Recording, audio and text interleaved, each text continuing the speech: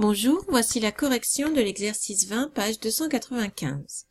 Dans cet exercice, on vous donnait trois couples redox.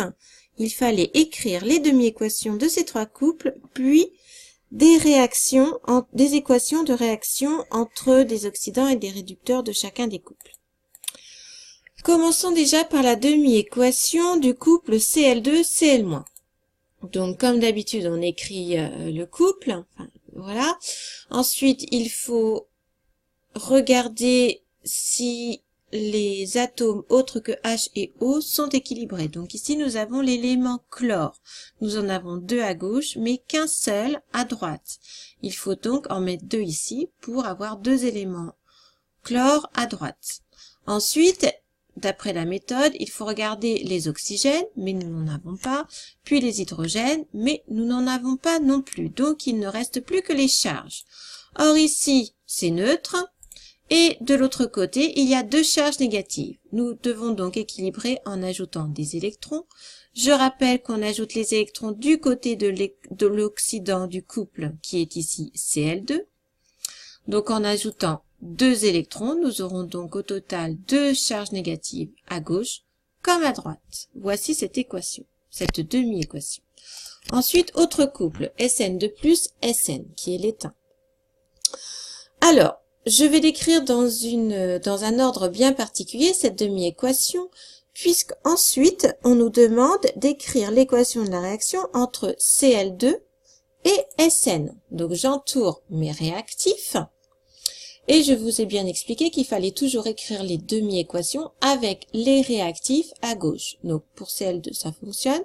Et donc, je vais écrire ma demi-équation pour ce couple-là en mettant Sn, l'étain, à gauche. Donc voilà, Sn va se transformer en Sn2+. Il suffit ensuite d'ajuster cette équation. On voit qu'il y a autant d'étain à gauche comme à droite. Il y a un élément. Il n'y a pas de H, il n'y a pas de O, donc il ne reste que les charges électriques à équilibrer. Ici, pas de charge, ici, deux charges positives. On met toujours les électrons du côté de l'oxydant, qui est donc l'étain ici, enfin l'ion étain, pardon, Sn2+. Et donc en rajoutant deux électrons, cela va annuler les charges positives de l'ion Sn2+. Donc l'ensemble à droite sera neutre, comme ce qu'il y a à gauche. Voilà cette demi-équation.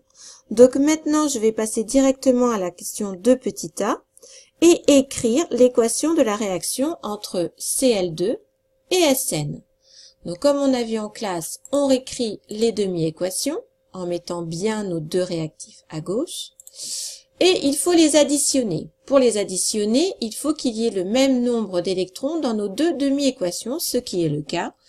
Par conséquent, il ne me reste plus qu'à additionner les réactifs, Cl2 plus Sn, qui se transforment en 2Cl- et Sn2+. Voilà pour cette première équation. On fait la même chose pour la deuxième équation demandée, qui est entre Al, l'aluminium, et l'ion étain.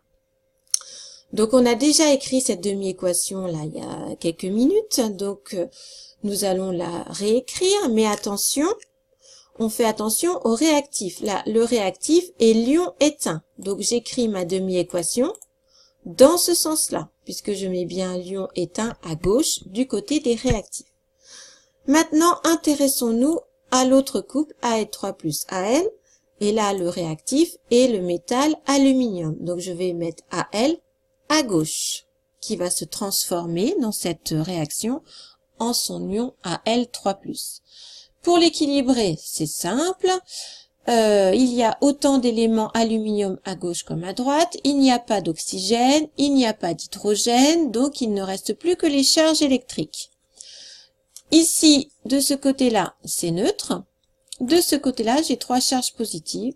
Donc en ajoutant trois électrons du côté de l'oxydant, cela va annuler ces trois charges positives. L'ensemble sera neutre à gauche comme à droite.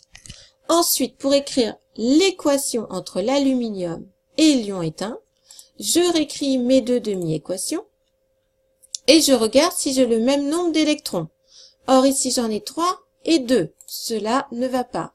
Donc, je vais multiplier cette demi-équation par 2 pour avoir 6 électrons. Et je vais multiplier cette autre demi-équation par 3 pour avoir également 6 électrons.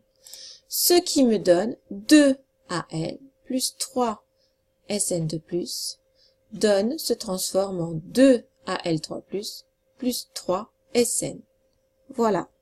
Ensuite, dans la troisième question, on vous demandait s'il pouvait se produire une réaction d'oxydoréduction entre l'ion Cl- et le métal aluminium. Eh bien non, puisque ces deux espèces chimiques sont les réducteurs des deux couples. Or, il ne peut pas y avoir de réaction entre deux réducteurs. C'est toujours entre un oxydant et un réducteur. Voilà pour cet exercice.